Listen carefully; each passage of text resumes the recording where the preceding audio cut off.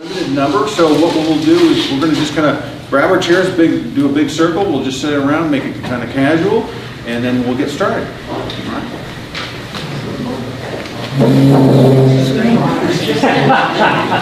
That's no idea what I was asking.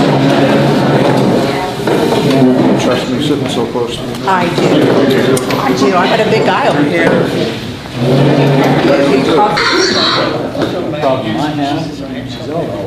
Yeah, that's one more. Okay, so, well, thank you for all coming. Thank you for everybody for coming. So, once a month, we do a thing we call Coffee and Questions. We do it on the second Tuesday of the month at 10 o'clock, and we rotate the location to try and make it easier on our residents. So we have it at Metfield and Highlands and the Country Club. And it's a very informal format. There's no presentation prepared in advance. It's just to come and ask questions. And this is kind of an extension of that. The first meeting that we had was actually on the second Tuesday at 10 a.m. And then we've had two additional ones, and then this is the last one. So it's unscripted. You just bring in your questions. They can have to do with the 2020 plan. They may have nothing to do with the 2020 plan. They might have something to do with something else. Just give you a straight answer. We have a couple board members in attendance. We have Ruth Hatcher, who's our chair. We have Jim Abrahamson, who's on the board, and we have Jerry Hofer, who's been on the board, and David Brandberg, he's our vice chair. And did I miss anybody else? And if you haven't met me, my name is Tom Judson. I'm the general manager. So fire away. It's unscripted, so I don't have anything prepared other than just ask questions. Tom, have they done the math to say that the $2 from the occupied lots are the same number of $2 from the unimproved lots? No, yes, we have done the math, and it's not exactly the same math. It's different because there are more unimproved lots than improved lots. But we debated that, and we just felt that it was an easier message to say that we're just going to add $2 more. But the exact math is that approximately 14,000 improved lots are in good standing compared to 21,000 unimproved lots. So if we had wanted to make it exactly the same dollar amount or a very similar dollar amount, it would have been a $3 increase.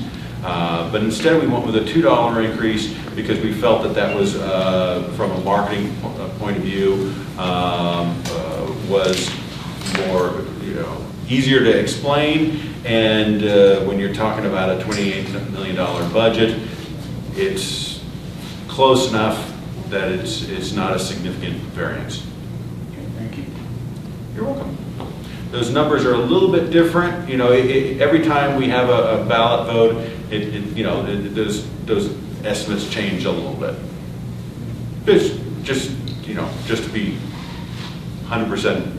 Okay, I need some clarification then, because you're talking about a $2 increase, which I'm assuming you're talking from the 11th to the 13th. That's what I'm talking about. Yes. Okay, and then, but actually, isn't it 4? Wasn't it 9 something? We were going up to 11 and now we're going up to 13 if it passes? Well, in 2016 we talked about a $9 increase. But the most recent vote that ended in November of this year, it was 11 for improved and $2 for unimproved. In 16 it was 9 and 3. I still don't understand why the unimproved lots are not in on this. You've been marketing to them as buy a member lot, amenities, you have same access that the improved lots have, and now it's like, oh, never mind. So why would they ever vote for an increase and still have access to all the amenities? Great question, and I'm going to give you an answer that I want to make sure you may sound like I'm talking out of both sides of my mouth, but I'm not. Okay. So in selling unimproved lots, member lots, Okay, so let's define a member lot. A member lot is usually one that's like that and you can't build on it. With enough money, you can probably build on just about any lot, but there's certain lots where it just doesn't make sense. So we call them, member lots, and we hope that in selling those lots, that we get people, unimproved property owners, to use the amenities. We hope. But here's the reality. The reality is that the vast majority of our unimproved property owners do not use our amenities. I don't know if you were at one of my speeches like a month or so ago during the first campaign.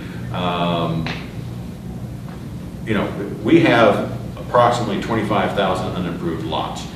Just a moment ago, I said 21,000. Those are the ones that are in good standing, okay?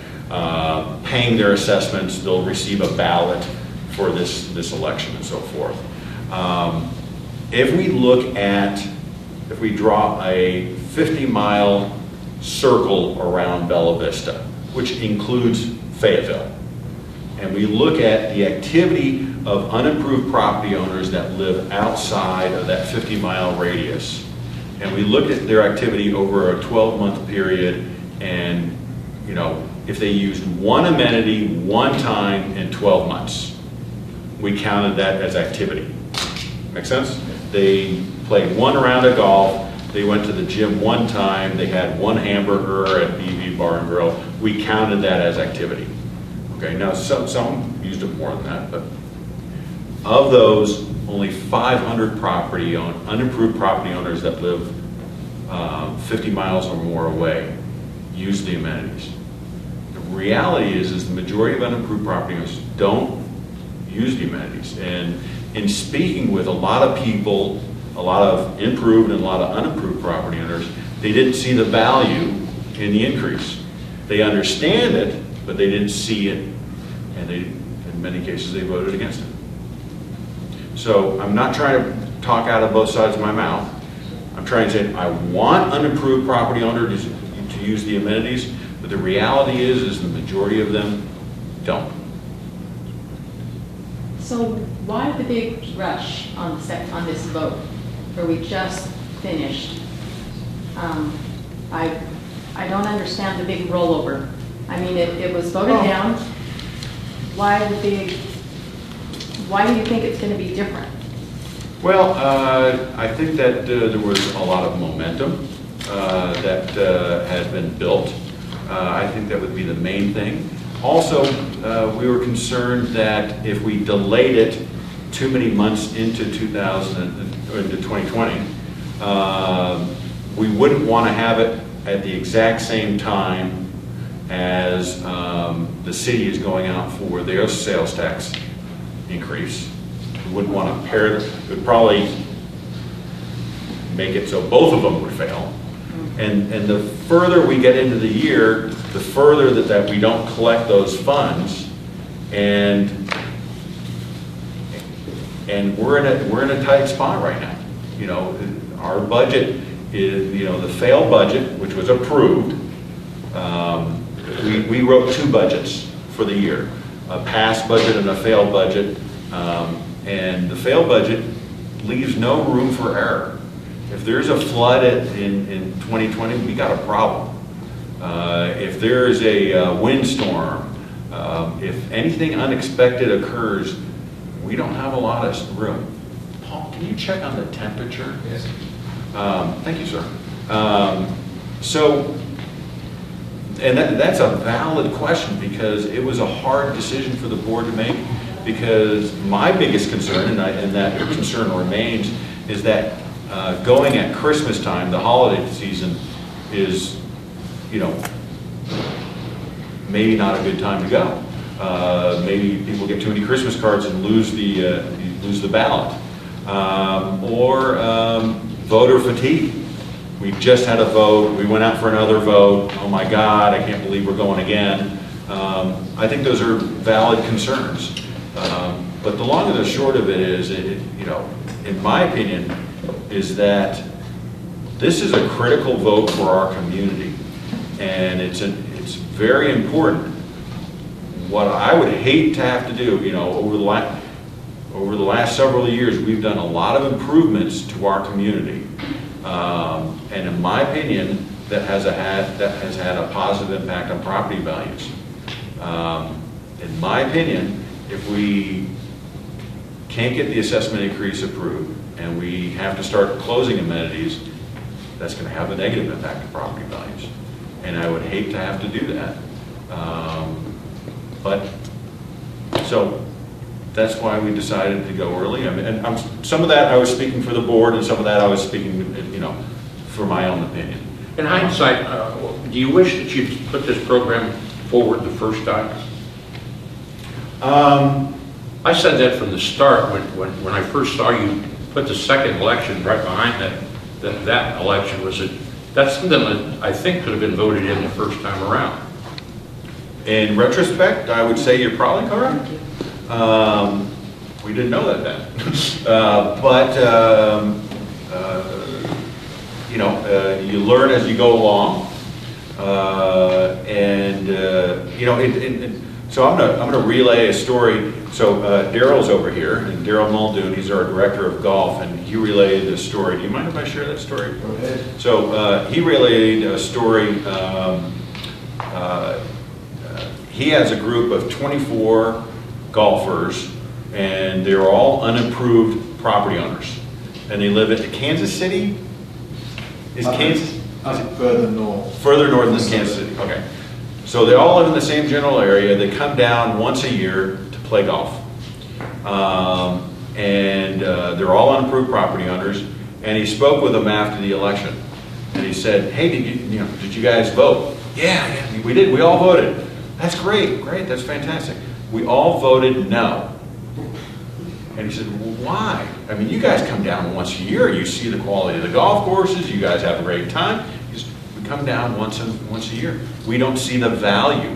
We understand for property owners, the 2020 plan, that the property owners that live here, that use the amenities, we can understand why they would want to vote this in. But as an unimproved property owner, we didn't see the value in it. So if we had known all that, to answer your question, if we'd known all that several months ago, would the strategy have been different? Sure, absolutely. And we'll probably learn something from this one too. So your assumption is that all of us improved property owners are using the facilities. What is the percentage? I do it kind of, so this is going to be really sloppy math. Okay? I view it an 80-20.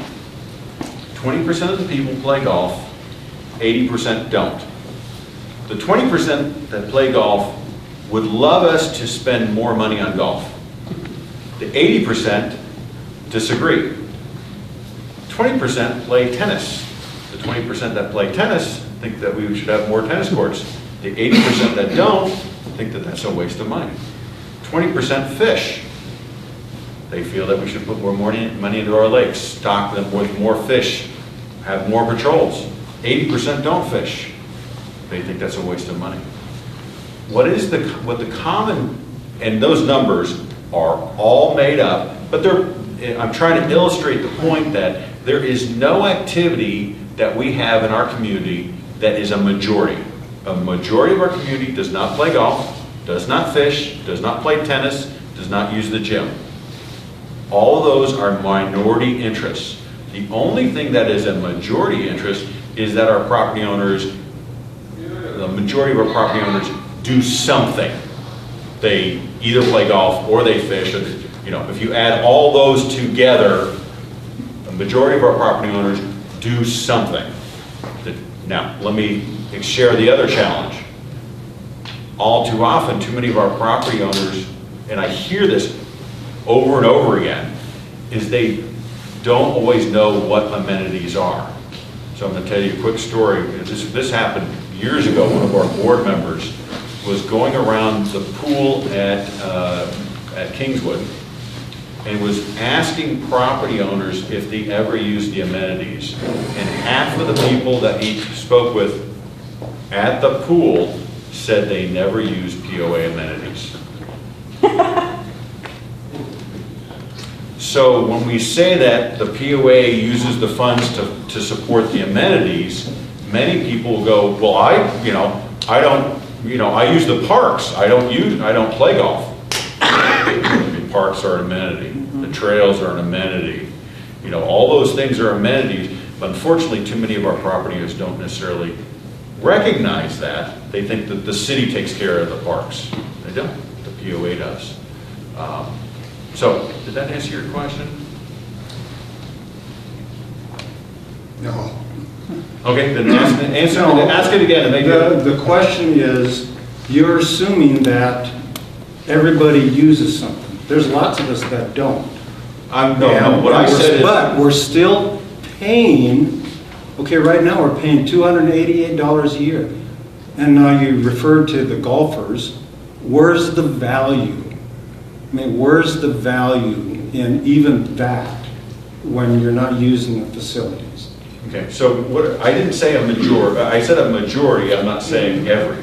Okay, so a majority of our residents do some activity. We know that. We can track. With your membership card, we can track when you check in. We can track your behavior. Now, we can't do that on everything. If you go to the park, we don't know that. If you use the trails, we don't know if you use the trails. But if you use the gym, if you play golf, if you play tennis, a lot of things we can track and we know, and we can run pretty good statistics. Lakes is harder. We can see if you registered a boat. We can't see how often you use the boat, but we can see that you registered a boat. So if you look at all those things, we know that a majority of our property owners use the amenities. Now, if you fall into the category of you don't use the amenities, then that goes into the portion of my explanation of, okay, let's make sure we understand what the amenities are, okay? Because if you say you don't use the amenities, but you go to the parks or you go to the trails, then you are. If you don't do that, also, there are people that don't do anything. I would then go back and I would say this is, our community was founded in '65 as an amenities-based community. Where the assessments support the amenities, whether you want to use them or not. And I also, in explaining the 80-20 idea that 20% use this but 80% don't, I think what I'm trying to illustrate is we are a community. We are a community that has different interests.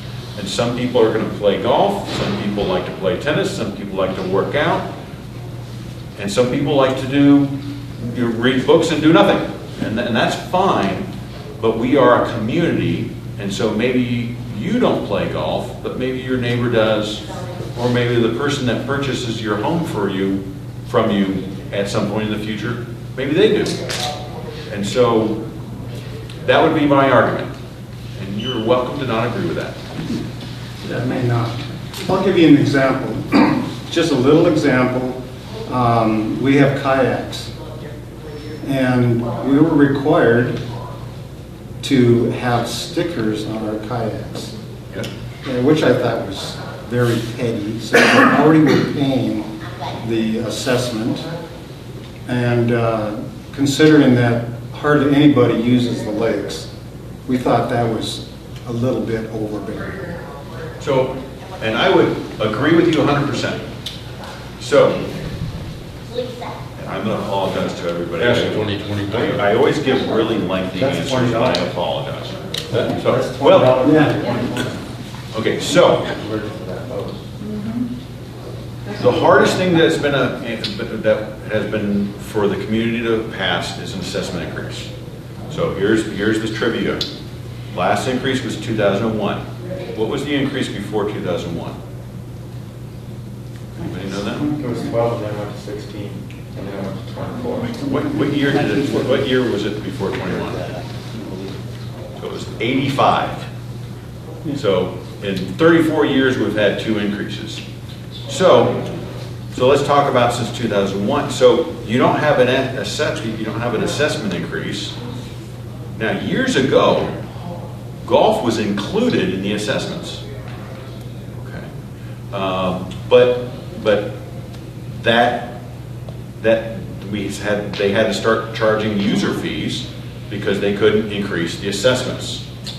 So when you have a situation where you can't increase the assessments, which is a logical thing to do, to have a reasonable assessment. For example, Hot Springs Village, they're able to increase their assessments on an annual basis by a vote of the board to match cost of living.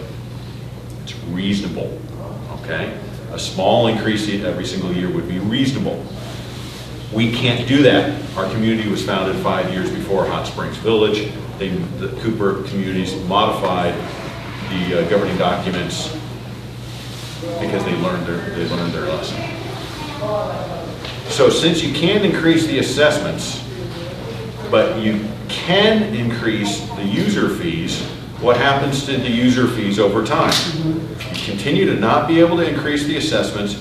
The only avenue that you have is that you increase the user fees.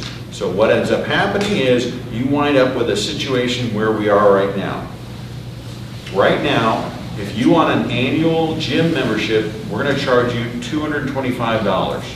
If you can go down to Bentonville to Planet Fitness for $120 a year, it makes no sense. You look at our boat registration fees, and I'm talking boats, I'm not talking kayaks right now. You look at our boat registration fees, because we've raised those fees so high, we've driven people away and they're registering their boats at Beaver Lake and we're driving them away. Same with golf. But when it's the only lever that you have to pull and the budget is getting tighter and tighter and tighter, and you go, okay, well, let's raise the recreation fee. Yeah, but it's already over what you can get at Planet Fitness. But it's the only lever, it's the only action we can do, so we pull it. So does it make sense to charge for kayak use? I think there should be some fee. You're using a lake. Keep in mind, we stock the lake with fish. I didn't say I was fishing. You know, I'm just paddling around in the lake. I understand that. So don't get that responsibility to me. I'm not the user in that regard. I'm just saying, we also have to pay for the lake rangers who patrol the lakes to make sure that while you're paddling along, and if a boat zips by you too close and causes a big wake and dumps you into the water, that lake ranger can come and explain, hey, that's not acceptable, and so forth. And so what I'm saying is, I would love, through the 2020 plan, we're proposing lowering all those fees, and in some cases, getting rid of those fees. And so now, the non-users are paying for more of those user fees. So there's no balance. The users are getting the benefit, not the non-users. It's like taxes, right? Property taxes versus sales tax. Sales tax, everybody uses sales tax. Everybody pays sales taxes. And I've lived in other states where property taxes were very high. And the property owners, once again, took the blunt of all the fiscal responsibilities. I fully understand that a large portion of my property taxes goes towards schools, yet all my kids are out of school. Mm-hmm. But I willingly, and not that I have a choice, but I willingly pay those because I believe in community. I'm proud of Cooper Elementary. You know, and I'm proud of it, you know, and I know that while I don't have school-age kids, my neighbor does. Yeah, the POA doesn't pay for the schools. What I'm saying is, it's similar to that, is while I don't have school-age kids, I pay property taxes. I have never played a round of golf here in Bella Vista. I have never gone on a bike trail. I have played tennis. I've gone to the gym not often enough. But there's a lot of activities that I feel that are important to our community and important to my neighbors that I understand that the assessments go to them. And I support that. And I knew that getting in. When I moved here, I knew that. Mm-hmm. Yes, ma'am. I called the tax assessor, talked to him about properties in Bella Vista in regards to how we're taxed, and it's the county that taxes us. So he wanted to know specifics, and I'm just asking general questions, sir. I said, I have a house. You tax me at a certain level. Is that based on a golf course? Is it based on a restaurant? Is it based on a tennis court? No. You're just taxed on the millage and value of your house, not the amenities. Okay? I have a golf course house. How is that taxed? Well, because it's on a golf course, it's taxed more. Okay? That makes sense? Sure. So for a golf course to close in Bella Vista, the only property owners that are going to see a decrease, which is very minor, very minimal, are the people on the golf courses. Not all of the developed properties that you made a statement in your speech with JP online. You had an interview, JP something or other. Some woman with colored hair. I'm not She's done, a sir. volunteer. I'm not done, sir. And you don't need to I'm say trying it to that explain way. who she was. Just I understand, JP. but she's a Your volunteer. Your statement was that all developed properties would take a hit. I think they Now, will. I'm sure all of these people I think have they will. lived in multiple houses. This isn't your only home that you've ever lived in Bella Vista. Have you ever seen your property taxes go down? Ever? Mine went down here. Because you turned 65? No, Because you're Yeah. disabled? no, because of the appreciation and value of the places. Back in the 2000s, it went down. I would say this is, What's that? When the bubble burst, when we, in Yeah, 2008, yeah, everybody. Everybody. went down. Yeah. It wasn't because Everybody it went wasn't down half your amenities. retirement, one wasn't it? Yeah. so, I don't think we're going to agree, but I can tell you this, is that there are some studies that have been made, that have been done, that say that living in a planned community with amenities has a positive impact of your property values of 9%. I don't think you're going to believe me, but I've read the studies.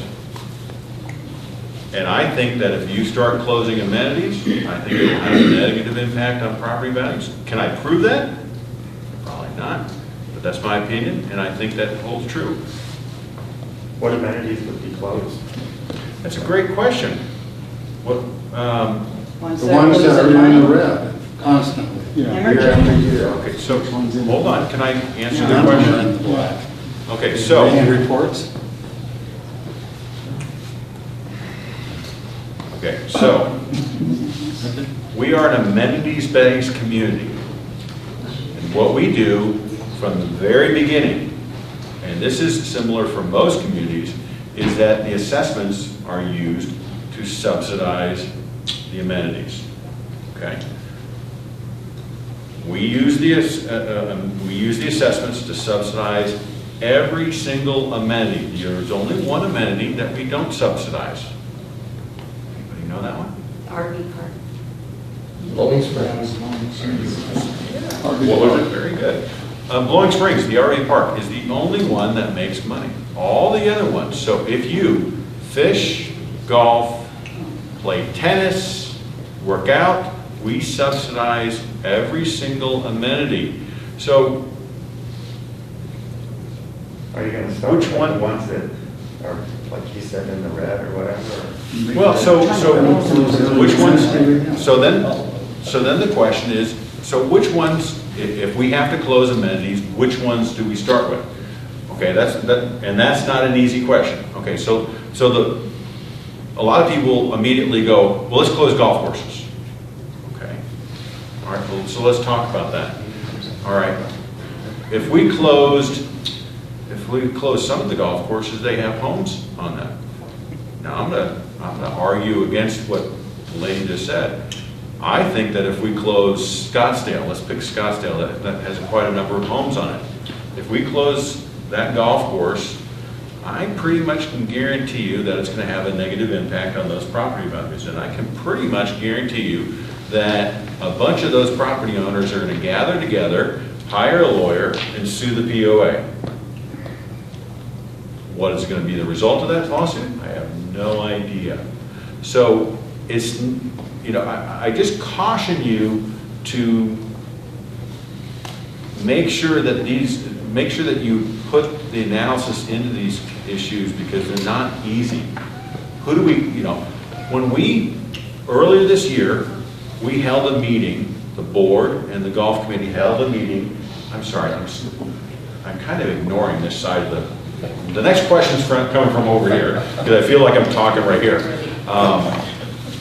We held a community meeting in April, correct me if I'm wrong, of this year, and we were talking about possibility of closing Brittany Golf Course.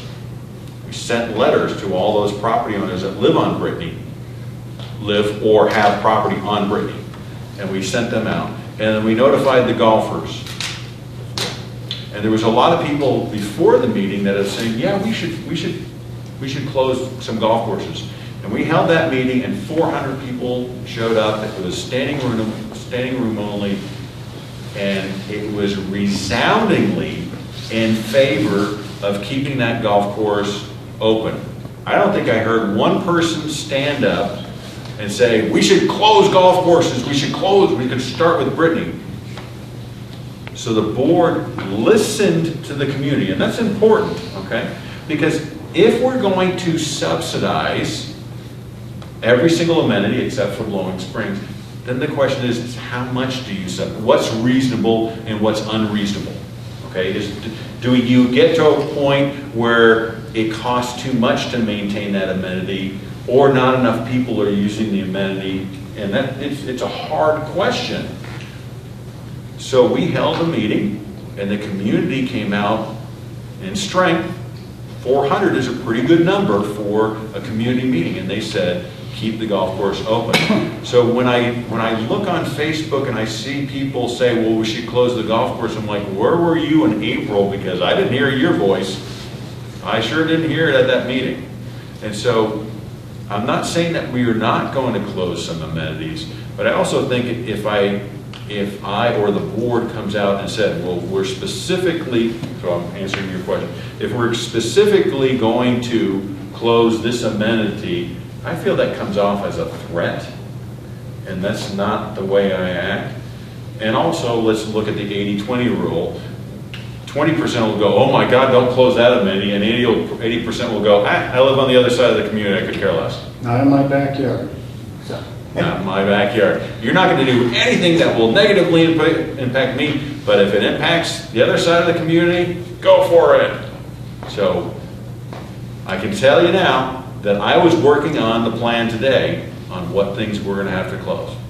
I'm not going to tell you what it includes it, but I was tell you I was working on it. You'll also have to include repricing a lot of the amenities, correct? Explain that. Well, I'm talking about, if, you know, the same guy that wants to vote against this new plan, suddenly he's going to wind up paying $60 for a round of golf.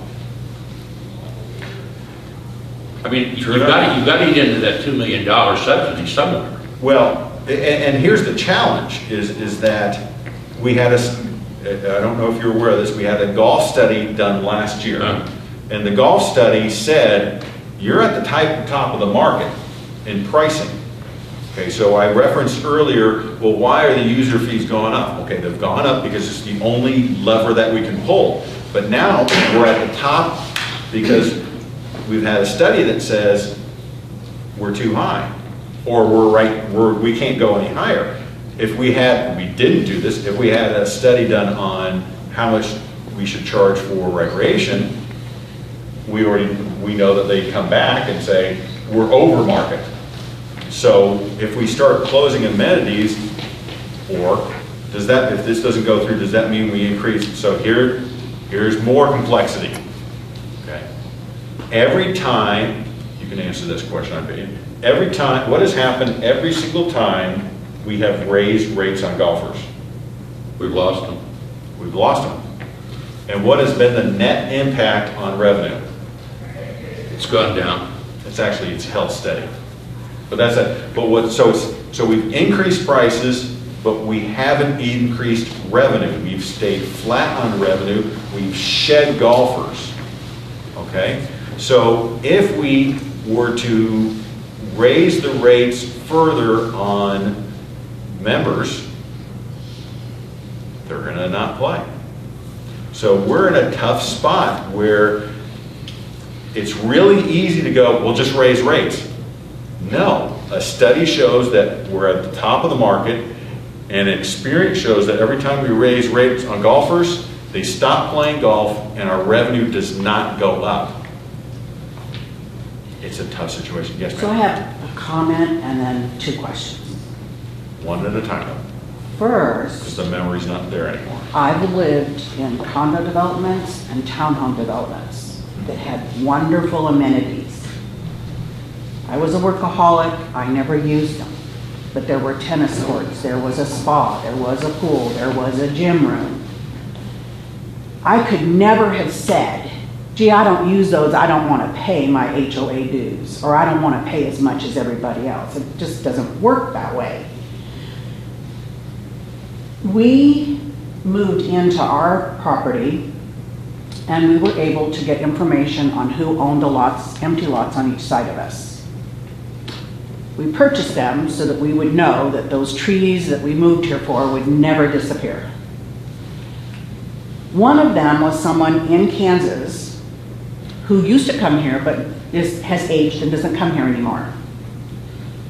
The other one was someone who lives in Boston who bought it just because there was some advertising thing about this is the way you retire, this is a good investment. What was that city name again? Boston. And I wanted to hear you say it again. and so my first question, and you can get back to me on it, is Okay. that out of that 500, out of those 25,000 unimproved lots, because that's the ones that are good standing plus the ones that aren't, what percentage of those are people who would never use an amenity, just bought it because of the sales pitch that went around years back? That's, okay. How You do may I not- answer that question? You know, there's 1,000 different reasons why people purchase land.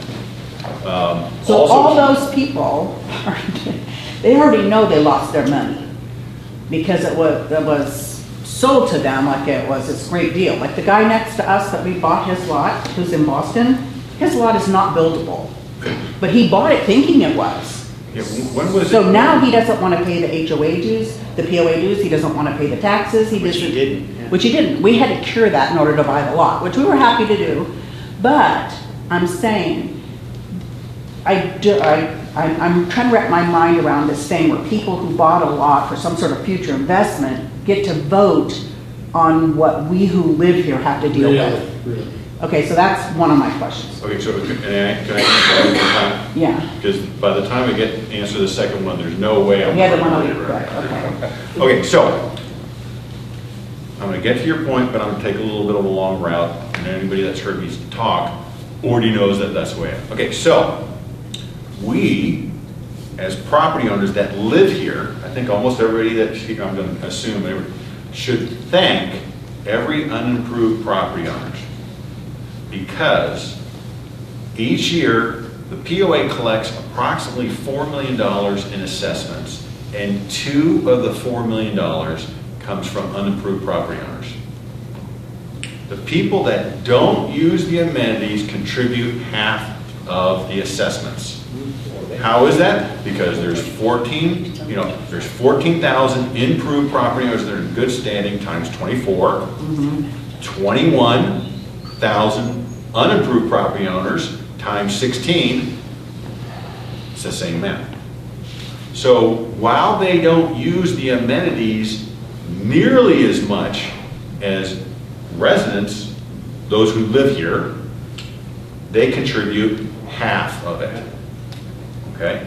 And that's also when people go, we should just give all the amenities to the city. First of all, that would never work, but you would lose all those $2 million. So we get the benefit. We actually are able to charge lower user fees because of the $2 million from unimproved property owners that rarely use the amenities. And going back to your question, I got back there and I didn't forget. Okay, so there's a lot of reasons why people bought land, and there was quite a number of people that bought land based upon the TV star from... Cheers. There you go.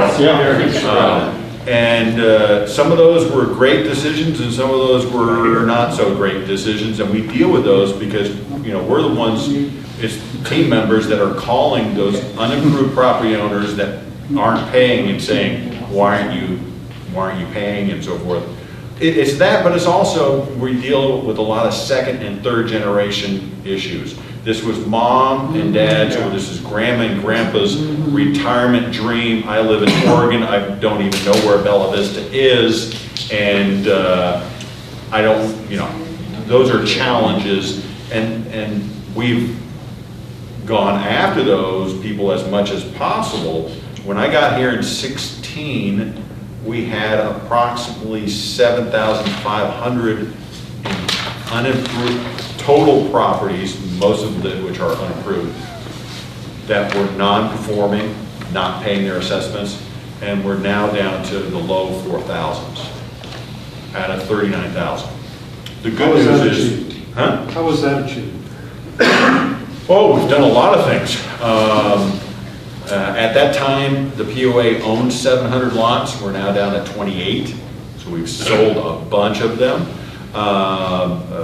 When I got here, we did not have a collection staff. Makes no sense at all. We now have a collection staff. They call people, they put them on payment plans, they work with people to try and get them current.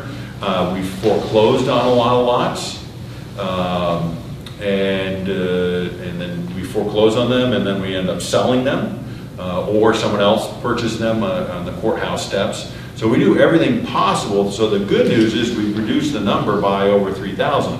The bad news is we have 4,000 more to go. With that being said, we're right now at about 11% non-performing. The national average is 20%, so we're better than the national average.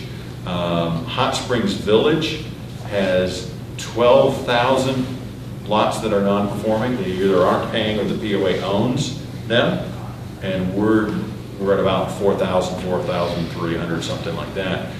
And they only have 34,000 lots. We have 39,000 total lots. So we're in a lot better shape than most. But we still, but I don't want anybody to get the impression that that's not acceptable. I actually came up with a couple ideas over the weekend and shared them with our staff today on, hey, could we do this? Could we do this? Are any of these ideas, will any of these ideas, do they have merit? And so my goal that I gave to them today is, how do we get to 3,000? And after they went, oh God, and then we started talking about, okay, how can we do? Will the strategy work, and so forth? All right, thank you. My second question is, if this 2020 plan passed, how far would that get you in getting the amenities in the red out of the red?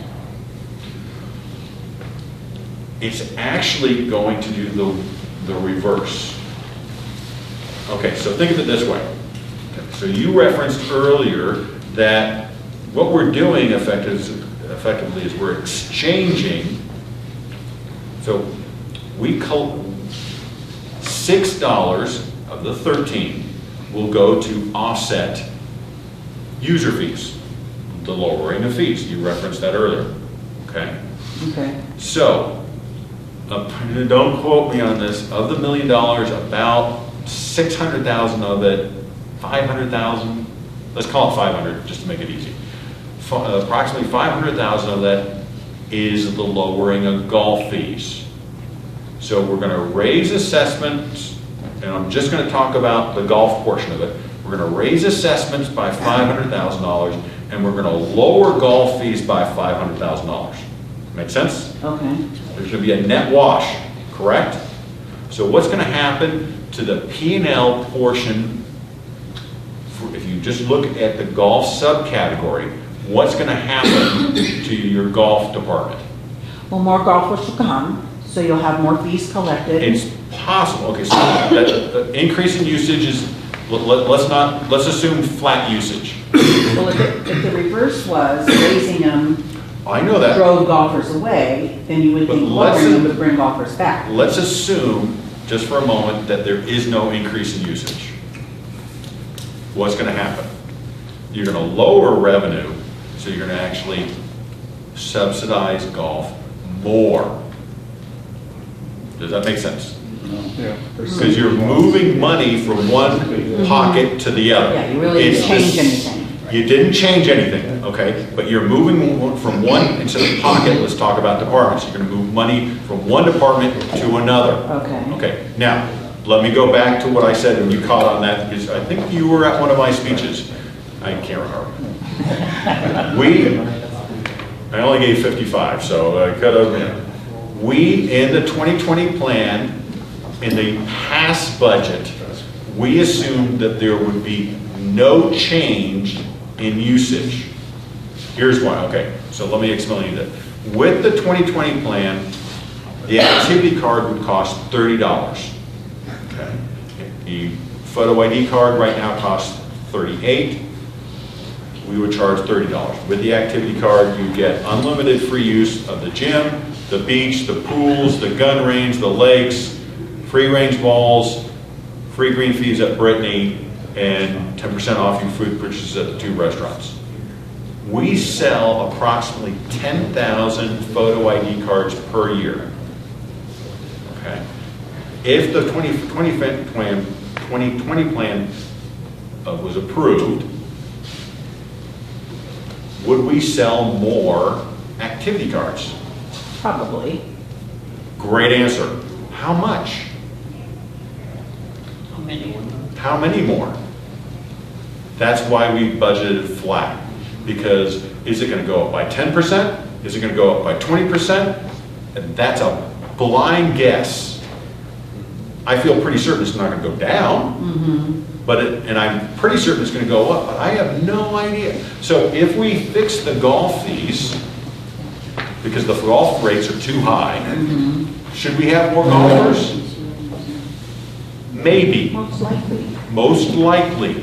How much? I don't know. If we fix boat registration, will we register more boats?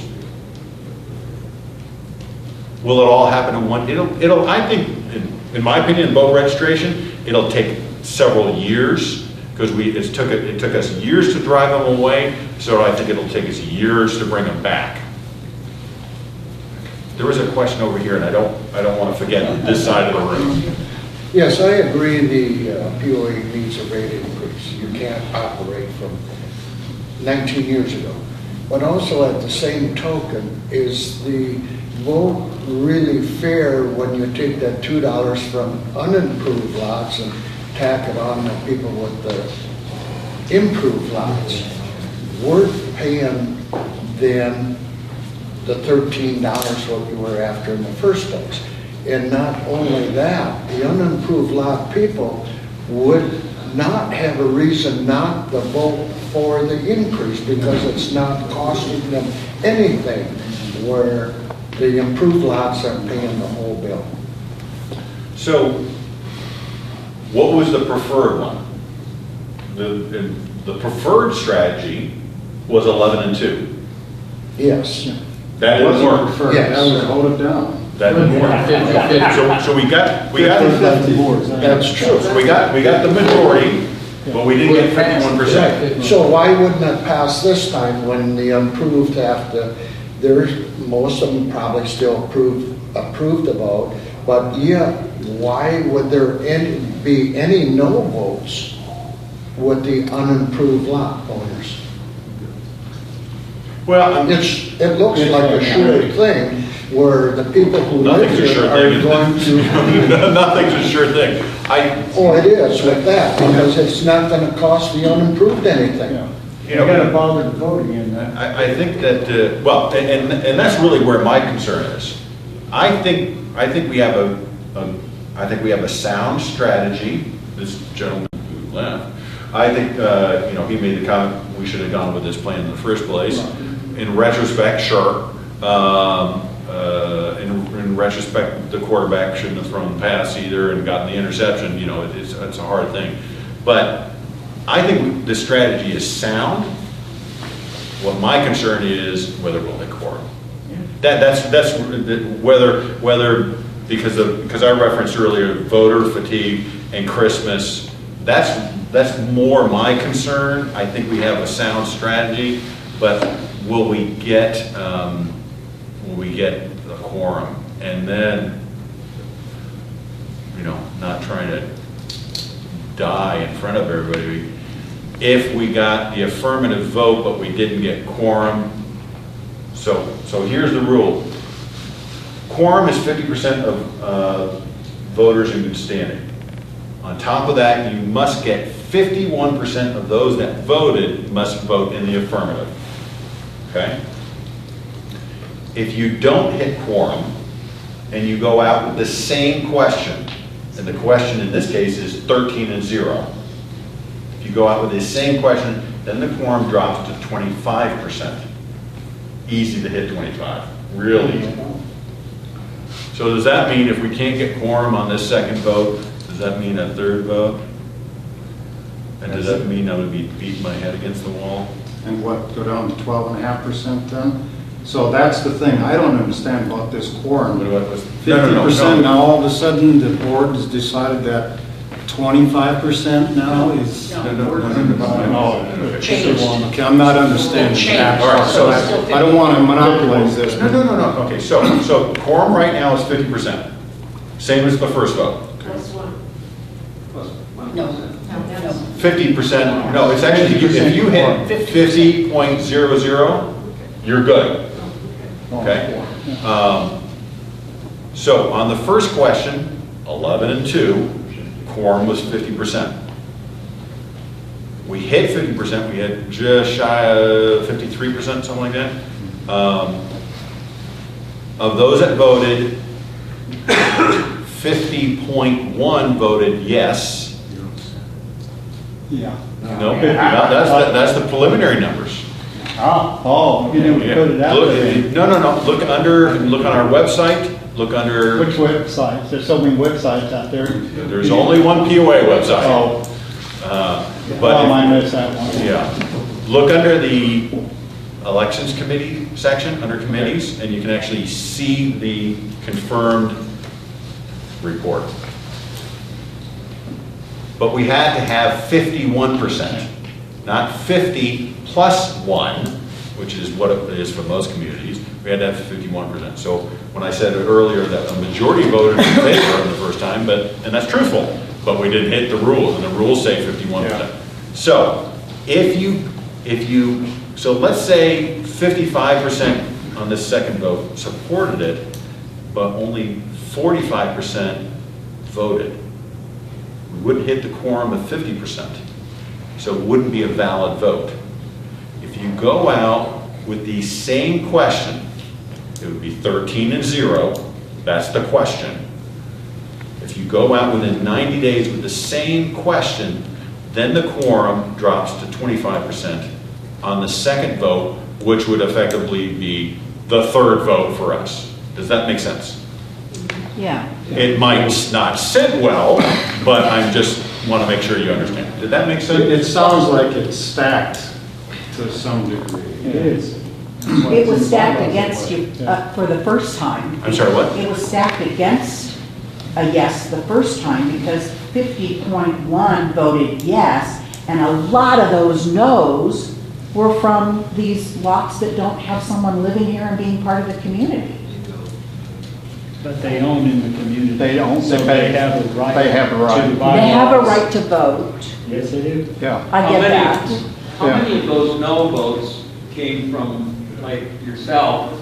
You have 3. 1 improved, 2 unimproved. We know that we have a tremendous number of property owners who own lots around their home for the reasons that you stated. Mm-hmm. So we don't know how many, but we know there's a lot of them. Yeah. In the new plan, they're getting a break. But with that Because said, you're not paying on the. Extra on the other two extra on the lots, lot. we're just paying extra on the house. with that said though, you can't split your vote. No,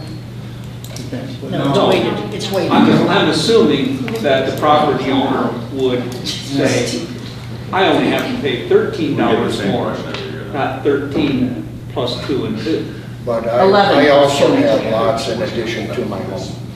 And you cannot split your. No, you yes can't and no split vote. it. All right, you haven't asked a question, so how can I help Yes, you? a little different subject. Is there any revenue and how are you going to obtain it to offset the cost of some of the tunnels and all the mountain bike trails that are being built and the maintenance required to keep them operational? Where is there going to be any revenue coming from that development to offset some of the costs? Great question. Okay, and I'm going to have a quiz for you guys in just a second. So I'm going to answer part of it, and then I'll have a quiz. See if everybody was paying attention. All right, so the Walton family, let's talk about the back 40 first. Okay, because that's been here, and the back 40 is on the east side. The Walton Family Foundation spent $3,320,000, something like that, to develop the trails on the east side. And as part of that agreement is that the city and the POA both had to agree to spend $35,000 a year, both, at least to $70,000, to maintain those trails. And that's pretty common. That's the formula that they use. They don't want to just give you the amenity, Sure. give you the asset, and then give you it free in perpetuity. You have to have some skin in the game, okay? Because if you're spending $35,000 a year to maintain that trail, you're going to want to make sure that that trail's in good shape. If you're not spending a dime to maintain it, you might not spend it. So that's the deal. Same thing for the central portion, but the central portion is going to cost a lot more with all the tunnels. Okay, I think it's $6 to $8 million. Don't quote me on that, but it's quite a bit more than they spent on the back 40. The POA will have to contribute, and the city will both have to contribute another $35,000 per year. So in 2020, the POA on its own will have to contribute $70,000. The city will also have to contribute $70,000. On top of that, we've been fortunate to receive some grants that may actually lower that down, okay? Your question was about, do we bring in any revenue? Okay? Here's the pop quiz. So earlier, I talked about the amenities. What is the one amenity that makes money? Blowing Springs. Where is, now we're talking about 19, so we're talking about $35,000. Where is 100% of the $35,000? What department is it charged to? Blowing Springs. And we still make money. We make quite a bit. We do really well. Camping, the primitive camping, we do very well on. The RV park, the tiny cabin, it brings in money.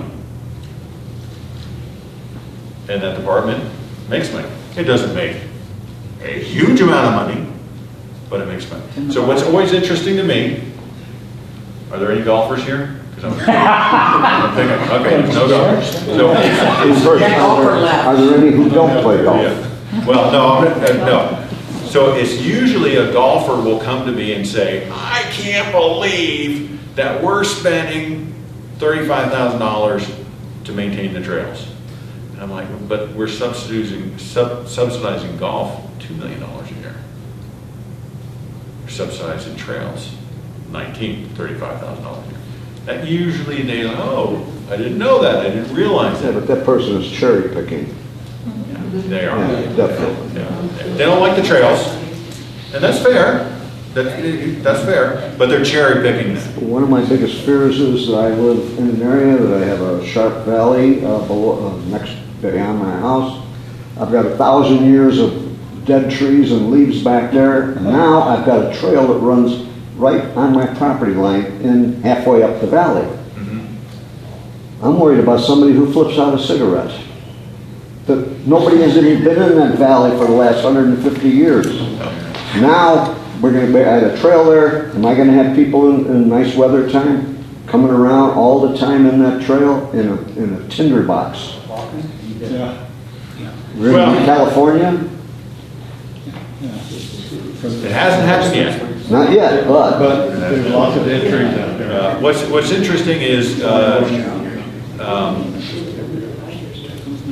people will say, well, I'm concerned about that the people that use the trails are going to leave a lot of trash behind.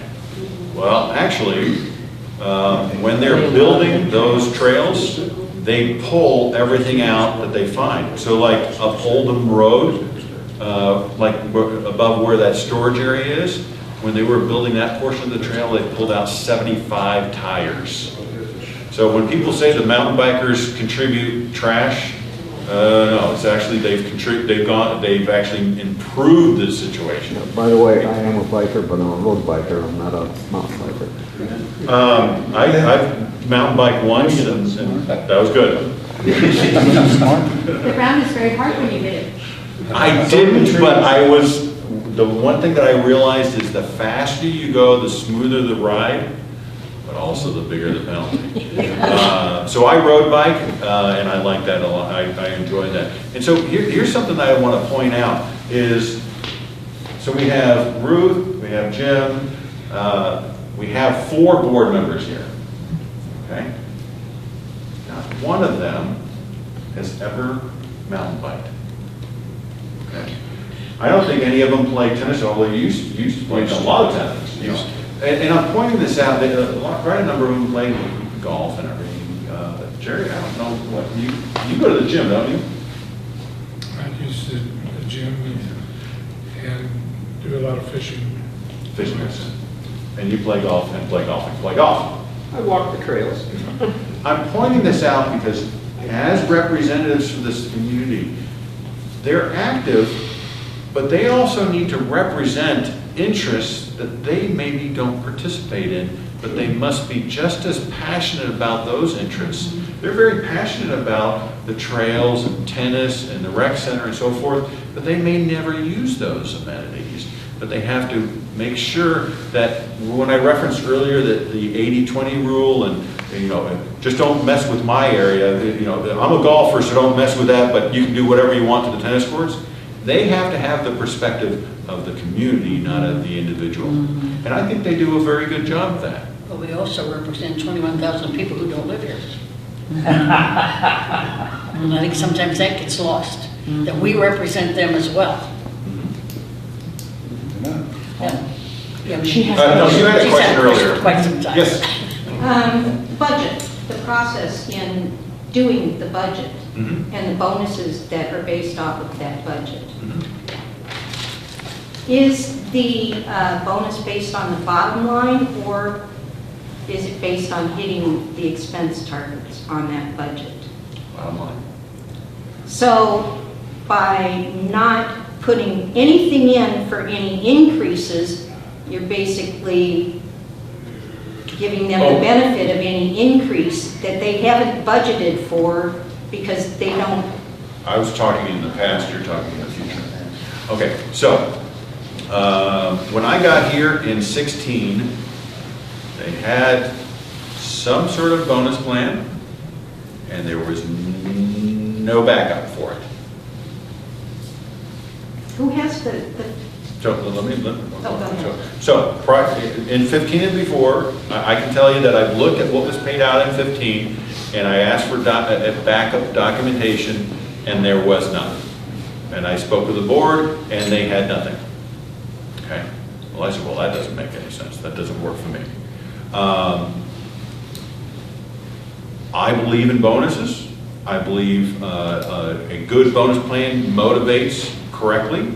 I know that when I got here, I believe in reasonable bonus plans, and I know that when I got here, too many of our department heads, the budgets were collecting dust on the shelves, and that was a problem. And when I was asking very pointed, specific questions about their department and their budget, and they were unable to answer those questions, that was in the first few months I was here, that was a huge red flag for me. That was a concern. We ended up developing a bonus plan, and so the plan was develop that. I'm going to make sure I'm going to explain what I say is you have to earn it, and this is what I mean by earning it. If you hit your budget exactly, you get nothing. If you miss, you get nothing. If you hit it exactly, you get nothing. You must exceed your budget, outperform, and you earn it as you go above your budget. Okay? And that's the bonus plan that we set in place. That way you have to earn it. Okay? And that's why I wanted to make sure everybody understood what earning it, because most people would think if you hit budget, then you've earned it. No. You had to exceed it, so forth. So that was the bonus plan that was set in place, but the board has made the decision for 2020 that there will be no increases for salaried employees, and there will be no bonus plan for 2020. So I'm talking in the past, and you were talking about in the future. We can't say that there won't be any increases for all employees because there was an increase in minimum wage. The state has forced us upon that, and so there will be increases in 2020 for some of our employees. Absolutely, it'll be for those employees that are currently making less than minimum wage. For salaried employees, there are no increases. Did I answer your question? So that helps give you time to reset as well. Yeah, it's gonna, well, yes and no, okay? What is my biggest concern, let me rephrase this. Well, I haven't said anything else, so I can't rephrase it. In my opinion, I have my senior staff is the best that I've ever had the privilege to work with in my entire career. And what I'm fortunate to have is that I can say that all of them, all 12 of them, have been the same for 3 years. That's pretty good. That is good. That's good. And you gain a lot of performance from stability. What my concern is when you go to those high-performing people and say, you're not going to get an increase in 2020 and you're not going to get a bonus. Is it possible that I might lose one or two or more? I don't know. Are they going to tell me? Well, no, they're not stupid. They're not going to tell you something. But is it possible within the year that I could lose someone? Yeah. And are we going to replace that with someone that's just as high performing? That's going to be the goal. But there's a lot to be said. Carmen, how long have you been here with us? 13 years. Would that be challenging to replace that level of experience? Absolutely. And so I'm concerned that we may lose them. Other people in our community might view differently. They might view that, no, we shouldn't have a bonus plan at all. I don't agree. That's a good conversation that we can have. You want us to conduct ourselves in a proper business-like manner, well, bonuses are part of businesses do that. Now, if we were paying exceedingly crazy bonuses, you can make that argument. But I feel that we are prudent. So that's the positives and the negatives of it. I think that the staff understands the reality of the situation that we're in. I hope they understand that. I also have heard some grumbling, and I hope the grumbling subsides. But is it possible that I could lose some staff? But then again, here I'm to argue on the other hand, is I've had the same staff in place for 3 years. I'm already running on borrowed time. Someone's bound to leave eventually. Are they going to leave because of pay? I don't know. That's a good question. Is that senior staff the same staff that was here when you came here? No, I went through about 75% the first 6 months. Many of them left on their own accord. I feel that we would want to talk about the past. I feel that we have, well, I'll reiterate, I feel that I have the best staff that I've ever worked with. That's a really A new polite way. sheriff in town usually does, a new CEO does, and, you know. Oh, not it always. happens in companies. The last place that I took over, I think I only had turned over one person. It happened in our government. Yes. Someone, need to tell you a story and preface it with the idea that I don't know all the bylaws and stuff, but I'll tell you the story. The question should be obvious. I had two different gentlemen in one of the locker rooms tell me vehemently that they own a house and the lot, unimproved lot next door, and they are only going to get one ballot and not vote the unimproved lot because you're not going to send ballots out to the unimproved lots. No. So you get one ballot, so, or let me rephrase that. You get one. Okay. If you, let's say you own two lots, okay? If the title is exactly the same for both lots, okay? Mr. and Mrs. Smith, Mr. and Mrs. Smith, title exactly the same, you will get one ballot, and on the top of that ballot, it'll say wait. And in your case, it'll say 2. You own 3 lots, it'll be 3 and so forth. Okay? If your lots are titled differently, Mr. Smith, Mrs. Smith. Mr. Smith owns one, Mrs. Smith owns the other. And Mr. Smith is late on his assessments, he won't get a ballot. Mrs. Smith is prudent and pays, she will get a ballot. If they're both current, you'll get 2 ballots. So we have some people, we have all those different, you know, when you have 39,000 lots, you're going to have everything occur. Every little nook and cranny. But that person, in all the most common thing that we see is people don't see the word wait. They don't read the instructions, even though in the instructions it says wait means they don't see it, they don't recognize it, we had this was a couple assessments ago. Someone went on Facebook. I didn't get a ballot. Looked up the name. They were not in good standing. They had not paid their assessments. They shouldn't have gotten a ballot. We can't go on Facebook and say that, you know, because that would be wrong. But that's why we contacted them privately. But and so you have, you know, it's in a different title, so forth. But the rumor that I heard that was going around was that you weren't going to solicit input from the unimproved parliament. We sent out. It's short of 34,000 properties. We're in good standing. It's approximately 28,000 owners.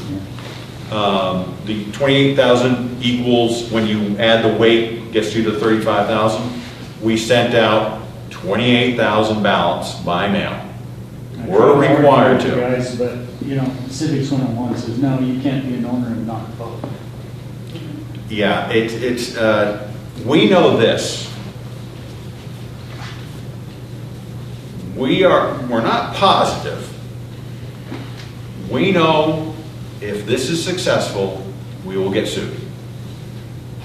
Okay? We know that. Funny you didn't anyway. Okay. So that means, and we went into the first vote assuming we would get sued. You said that in the meetings. And so we did everything to make sure that we're doing things correctly and that if we get sued, that we will prevail. In the first vote, we had quite a number of people that were calling and saying, coming up with really creative scenarios, I think trying to trip us up. Because what they say is, I want to vote yes, but I didn't get my ballot. Okay? well, when you buy your property, well, they had purchased their property after the cutoff date. But I want to vote yes. Well, if you're not the member of record on that date, you don't get a ballot. You know. Now, maybe it was a legit question, but we got so many questions that were similar. Like, I wonder if someone's trying to trip us up. And we do everything right. Do everything exactly right, because if we get sued, we want to be able to prevail. And the reason is because I remember reading an article, an industry-specific article, because I'm a member of CAI, about a community that it took years to get an assessment increase approved. Their governing documents required that they send out, and you had to have a 30-day vote. Something happened with the printer. They only had 29 days. They got sued. It was approved by a huge majority of the community supported it, like 70%. But they had made a small mistake. They'd only given the property owners 29 days, not 30 days, and it was thrown out of court. And they lost. And I've had that conversation with our attorney and said, we're not going to do that. We're going to make sure. So like when you see that our governing documents are similar, they have to have 30 days. We do 5 extra days just in case the printer breaks down. Printer breaks down and there's no part for wherever. They have 5 days just so that we don't trip ourselves up with something basic. Who's suing the POA? Oh, no. I'm saying we're going to get sued. I know, but who? Somebody will not like One of our property owners will. Why are we, doesn't that make us suing ourselves? Yes. So in 2001, that's when the assessments split. Okay, we started charging more for improved than unapproved. A property owner back then sued the POA. They lost in court. They appealed. They lost in the appellate court. Okay. In 2015, Hot Springs Village got an increase approved. It was like $34 or $35 for improved properties and $0 for unimproved. They got sued. They won. It went to the appellate court. They won again. They then tried to appeal to the state Supreme Court. The state Supreme Court said, nah, we're not going to touch this. So it went to the appellate court. So we think it's going to possibly happen. Next question is going to go to Ruth, because we had a lawsuit in 16 that was withdrawn when the vote was not approved. They were suing us against it, knowing that if we won, they had a lawsuit against us, and it was withdrawn if we did not. So. A way to get their way. I have a Yes. question about the ballot, which I thought was not only there that big description.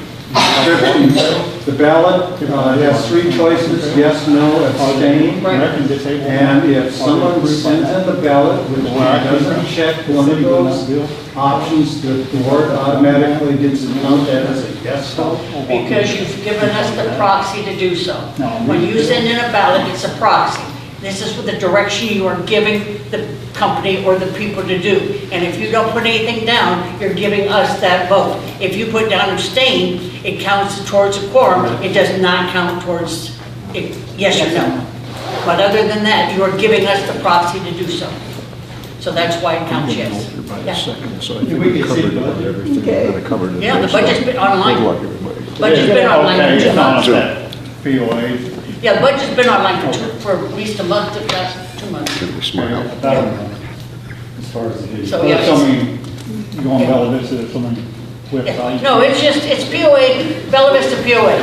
It's the website you want to go to. We're not talking Facebooks, we're talking POA website. Okay. Yeah, and it gives you all the information, the budget, et cetera, so. Did you do a good job? I did an excellent job, thanks for asking. She did, she explained properly.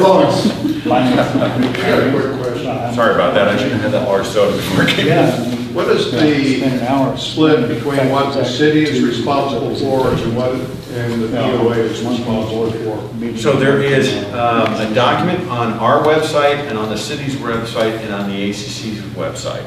And it'll actually break that down. It'll, on the top of it'll say the city, the POA, and the ACC. And it's all the same document. Architectural control. Okay, so There are three processes. So think of it as a three-legged stool. Okay, the city is the police, fire, streets, stuff like that. The POA is the amenities, the parks, the pools, the golf courses, the lakes. The ACC is the color of your house, those types of things. All right. So that document is on all the websites. Been there since 16 because it was confusing to me too. I remember calling Carmen many times in early months of 16 going, hey, where does this fall? And she'd say, oh, that's a city issue. Thank you. Okay. But it can be confusing. Sounds like the city's getting off easy. So did you make it? Except for all the roads. They have 550 miles worth of roads, more paved roads than the city of Little Rock. And they have a lot of catching up to do. They've done a lot of work over the last couple of years, but they have a lot more catching up to do. The mayor would probably say that we have it easier, and the ACC, I don't know if you're aware of this, in 16, the POA approached Cooper 3 times and said, we would like to take over the ACC to make it, instead of a 3-legged stool, to make it a 2-legged stool, to make it a little bit easier to understand, so you wouldn't have to go to so many steps when you want to do something, and we got turned down every single time. So the city has no zoning board? The city has a zoning board. So prior to there being a city, the POA and the ACC really imposed like setbacks and so those types of things, where the fence could be. A lot of those rules have been codified into city ordinance now, where the ACC has had less and less involvement, but it's still there and still involved.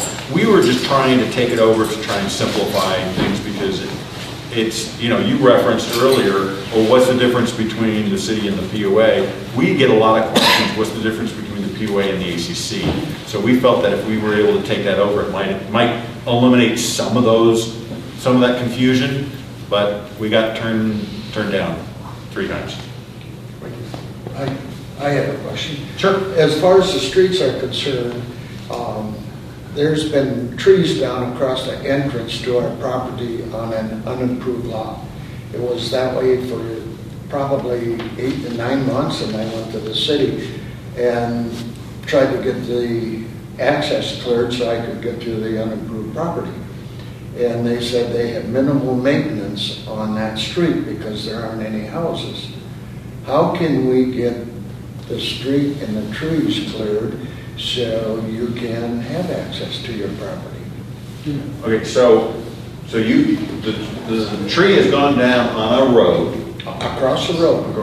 It's not a paved road. It's on a paved road. Oh, it's on a blacktop road. It's on a blacktop road, but there's no homes. Beyond where that tree was. But your lot is. But the lot is beyond the down trees. And they told you no. They told us we don't have improved maintenance on those if there aren't any houses on those streets. Unfortunately, I don't think you're going to like the answer. That is. Is there any help from the POA? No, it is a city Other than a issue. phone call or something like that. You can, I don't have any problem calling the mayor on your behalf, but I can't guarantee you whether it'll get any further than what I went to a city person on the city council, And they went and looked, and they found my statement to be true. And finally, after that long time, the street was cleared. But I don't know who removed the trees. But then I got back there and the weeds were so tall you can't see past the door windows. So once or twice a year, some of those, or all those streets where nobody lives, they should probably have maintenance on it. They don't maintain that, those areas. Well, in many cases, it's the property owner. You know, we get calls from people, thank you for coming. We get calls from people that, hey, my neighbor, a tree went down in there, you know, they need to remove that tree. And it gets into, you know, what is a natural forest, or are you looking for a manicured forest? I understand that they can't be there every week, but maybe once or twice a year they can go have, make Is it next access. to your property? Pardon? Is it next to your property? You've got a house and then this lot is next? No. Oh, okay. No. Okay. I would encourage you to go to the city council meeting and express your opinion. Well, I went to the council person and they at least got the tree removed. But the maintenance, and part of the trees were cleared off right before the big storm. And I didn't go back because of the big storm. I know they had a handful there. Thank you for coming. They usually don't pay until somebody lives there. Another question we have is, as far as the voting is concerned, the POA is not going to vote on their ownership of the POA lots, right? No, so a couple different things. In 16, the POA owned 700 lots. It was a big issue. Today, we own 28. Okay. Okay. And then who But with that being owns- said, let me just finish. The POA passed a resolution a while ago that they can't vote those lots. And then I understand in the past, Cooper owned a bunch of unimproved lots. And I heard recently that they sold. Has that consummated sale happened? I have not heard, you know, they sell a lot here and there. I have not heard that they've sold many lots. So that would be news to me. They still own property. Do they vote their lots? Well, okay, so because it's never an easy question. Okay, so there are Class A and Class B lots, okay? Class A is, everybody here owns a Class A lot, okay? A Class B lot is owned by the developer, okay? When we go for an assessment vote, and we talked about the 50% and the 51%, you must get that for both Class A and Class B. You have to get them both. So who do I visit before we go for a vote? Cooper, to make sure that we're not wasting our time. Okay? So Cooper doesn't have the authority to get a vote approved, but they do have the ability to effectively veto anything. Does that make sense? Don, Yes and no. It is. does Cooper pay POA fees on the lots they own? They are in arrears. Class B. The last statement that came through the paper, there were quite a bit of delinquent properties that we noticed that Cooper owned. What you would be referencing is property taxes. We don't publish. Okay, you're right. Yeah. We don't There was a publish fee. anything. Do the Class Bs pay fees to the POA? Class, everything pays. Yeah. Pages. I'm looking at Jim because Jim, how long did you work for Cooper? 32 years. Just 32. Longer than that. Makes them a Class B. Been here longer than Class A. I mean, after we come down. The unimproved are Class A. 76, I think we bought a lot down here in 76. That's why I'm older. I can't answer that question. That's a great question. I don't know the difference. Thank you for coming. I really appreciate it. But the unimproved lots are Class A lots, yes? No. If they're The owned the by- lots that Cooper owns are class, sorry, Okay, I'm sorry. The unimproved lots are Class A lots. Okay, got it, okay. I was still locked in on Cooper. But the Class Bs pay the $6 a month. These- Can I get back to you on that? Because I don't, 14 lots. 14 Class B votes. I know it's 14, but I don't know what they pay. Yeah, but they're Class B votes. Yeah, I don't know if they pay something different. When we're all done, like, give me your name, you give me your email address, I'll give you an answer. I don't know it off the top of my head. That's a great question, I should know that. Carmen, do you know the answer to that question? I know. Oh my God. I know. So I need But to. that's the first thing that came up was the Class B votes voted 100% for the assessment. All 14 of them. Because they promised you they would. I'm just trying to figure out what the difference is. I made the assumption. That's a great question, and I don't know what the legal difference is. I know that those 14 are called out on our governing documents differently, but if you get me your info, I'll give you an answer. I just don't know it off the top, and I should, but I don't. So I wrote when you were speaking that Class A are owned by individuals, Class B are owned by the developer. Yeah. Big D developer. Okay. Do you know what I mean by that? And that's It's not a just a lot that might be beside you. That's not a Class B.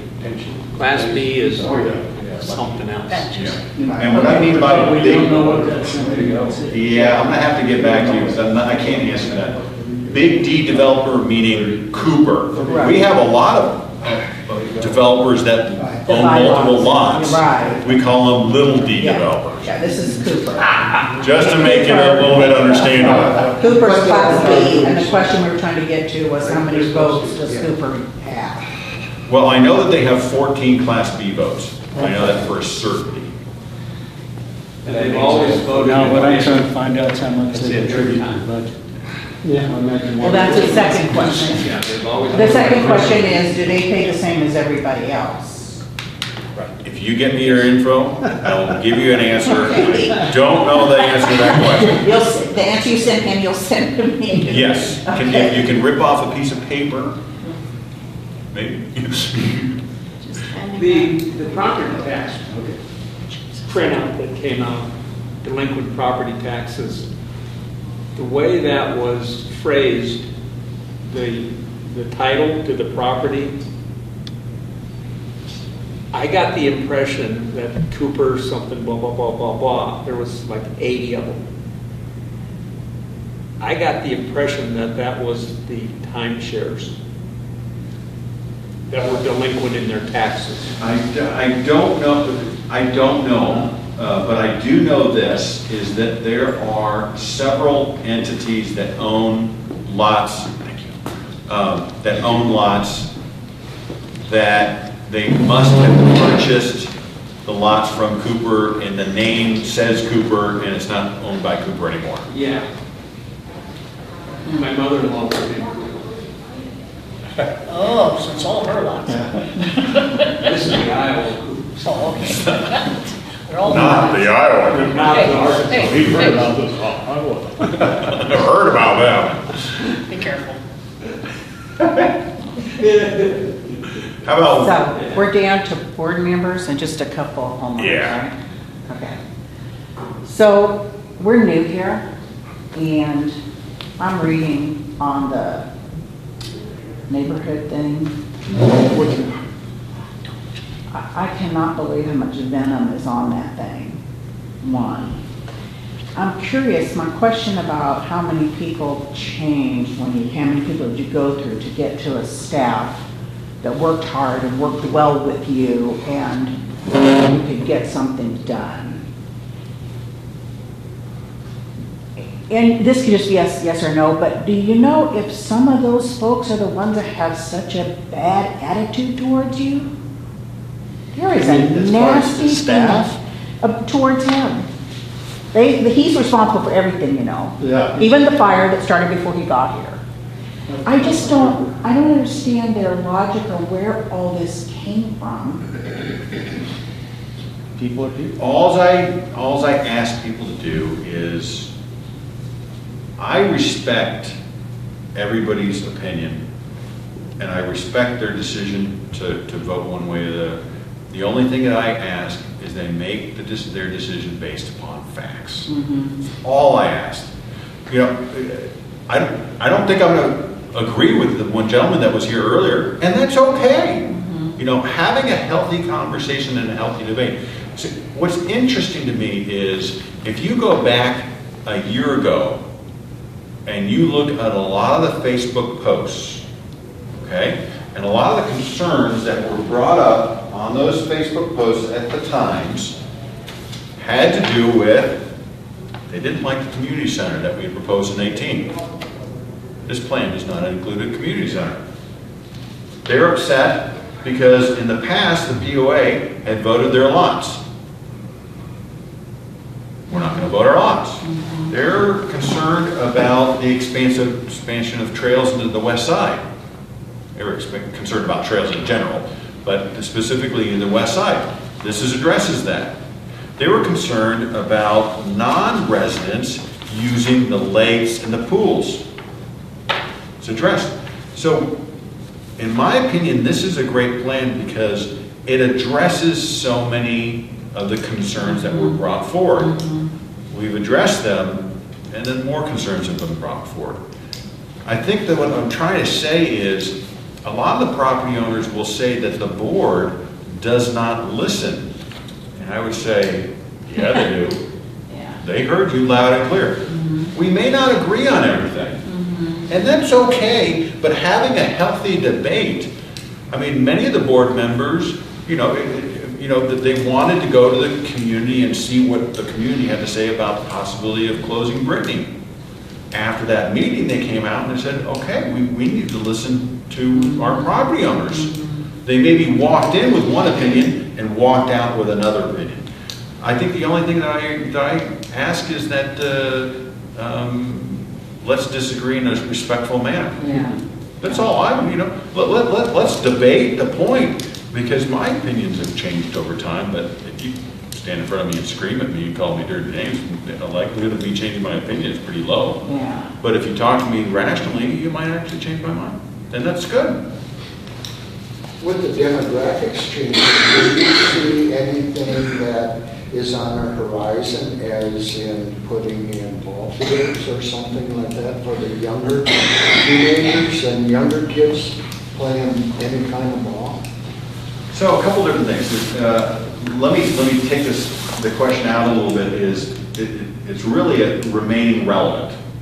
Is really the question. Is you have to stay current. So in the past budget, there was two things that were being very debated and talked about, and those two issues were additional pickleball courts, because that's a big issue. A lot of our property owners want to see more pickleball courts, and a lot of our property owners want to see us develop an archery range.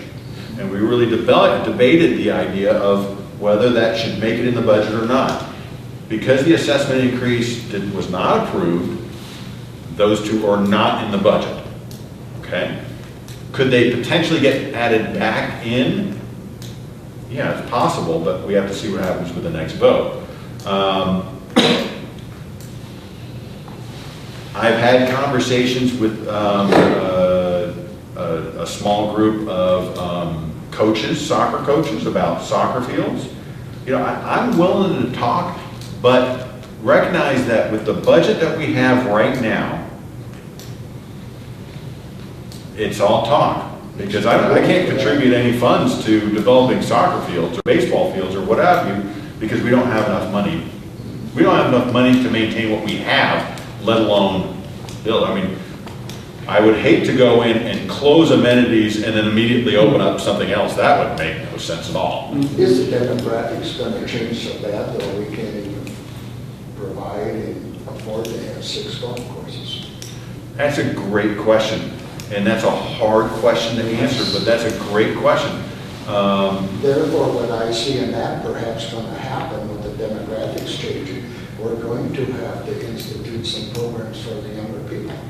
And it's not going to be golf. Along the same line, in the last 5 years, if you look around at the various parks, we have put in playground equipment for the younger generation and for young parents to bring their kids. And we've done it in almost every of our areas. And that's all in the last 5 years. That covers maybe the younger age. Correct, when correct. I'm talking I about understand. maybe the 10, 9, Yeah. 10 through 14, 15 years Most of the age. time, young people go wherever their school is. If their school's in Bentonville, their activities are in Bentonville. But Their school's it's in always Brazos. nice to have it close. It is.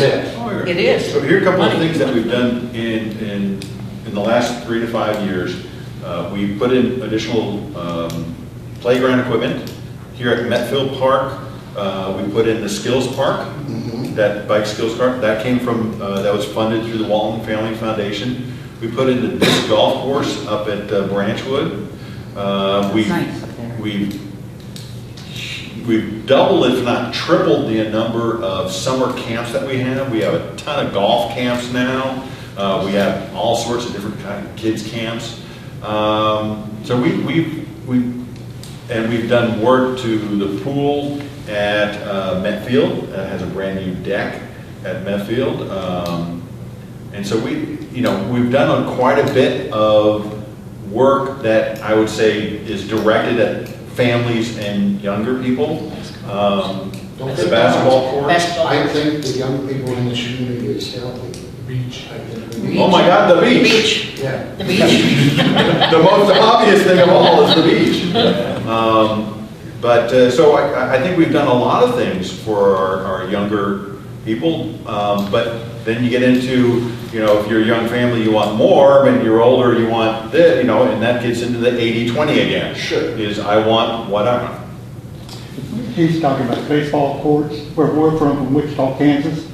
We have clubs that put in baseball courts, baseball fields, soccer courts, and you pay them, you don't pay the city. They own the property, they put the courts in, they take care of the property. Have you guys looked into that? Because soccer is a big deal, and I know you guys got that big soccer field. I don't know who owns it out here. It's a club. Yeah, it's a club. It's a club. Okay, in Wichita they have baseball the same way. I mean, big baseball fields. Not The biggest challenge, and you're going to be able to finish this probably, the biggest challenge on the land that we have is golf courses. is The park. it's in the flood zone. Oh, yeah, flood zone. And why did Cooper put all the golf courses in the flood They're talking zone? about the land for $1 an acre, that's why. Because they couldn't sell homes in the flood zone. That's why they would put the golf courses there. Yeah, they also got the land for $1 an acre. How about one last question, and we'll send you guys on your way. Well, one thing I see that we always see the creeks around here, and the bridges wash out. I've been here short 2 years, but why isn't the debris cleaned out from under the bridges so more water can freely flow? Yeah, we have that That's question. a great question. That should be the first thing that happens when the. I saw that because one of the bridges were clogged, and the next storm, it just destroyed the bridge. Yes. Yeah. So we're talking about Branchwood 18. That had Barksdale 18.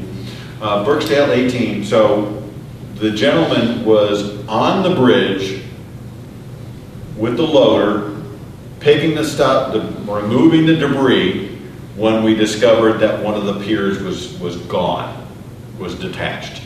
He got that piece of equipment off there, and we closed the bridge ever since then. So we were removing, and that's the one that you can see from the highway. It is the most visible. There are others that do. Oh, I totally agree. Others. Anytime you have, and this has been a contention or a bone of Jerry's. Jerry. So it's not cheap. It's not cheap. But you're completely correct. In a perfect world, all of our bridges would be arched and have nothing to do with the stream bed, because the bridges are doing a fantastic job of catching all the material. Yeah. As newbies to the area, how common is to have this type of rainfall? Because, this year we said 2 or 3 times where the whole down 71, everything is underwater. It is. So I it's think rare. probably unusual, but it seems like we've had floods every other year, at least recently. And what you're seeing in the valley is not considered a flood. Because, you know, Just the it's a hard rain. overflowing. It's a hard rain. Yeah, it's not considered a flood, and, you know, so the challenges, and so in 18, we did a study, a flood study on Little Sugar Creek, and we have 85.5 square miles of tributary that all flows through Little Sugar Creek. And part of that study, and I think the study is still available on our website, they show a satellite image, not a great image, from 97, and they line that up to a 2017 image. And when you look at them over top, you can see the amount of urbanization upstream is crazy. And so all that rain that used to fall on pasture land now falls on rooftops or streets or parking lots, and all winds up coming through a Little Sugar. And that's part of the problem. And you know, you see a lot of the developments upstream now have catch basins, but for years they didn't have catch basins. And so it's a problem. It's a problem. So this flood study, the long and the short of it is their prediction was that you're going to have more flooding and more intense flooding, and it's only going to get worse. And that, you know, we closed what we call Burksdale South, the 9 holes that's right next to Allen's, because that, you know, we were losing too much of that, and it was getting unsafe to get through those areas. And now we've had at least, now Burksdale South is permanently closed. There hasn't been a decision made regarding Burksdale North, but that's temporarily closed because of Burksdale 18 being down. So, it's a valid point. Very Gulf valid. Maintenance said we had 93 inches this last year. We're not going to get 42. That's just Well, nuts. I guess that's a big, you know. I'm from a farm community, we have all kinds of little streams and creeks and whatnot, and we see in recent, there's a lot more water coming through our creeks, but what a lot of people do there, they put in a debris catcher for the bridges. We can't put anything. And I understand that, yeah. And it should be, something should be able to help us there. The government is very restrictive on what we can do in the waters of the United States. And Little Sugar is part of the waters of the United States. And see, even where I'm coming from, you know, we see an increase in water flow, but that's also because of farm tiling. There's a lot of that going on. That increases your water flow on the rivers a lot sooner than the ground be just act as a sponge. Down here in here, I don't think there's a lot of field time. Even where I'm from, there's tremendous amount, and that increases water flow. I've never even heard that. Well, this was very informative. Thank you. Thank you very much. Thank you all. Do you want me to get a hold of you with the answer to that Yes, question? I'll give you.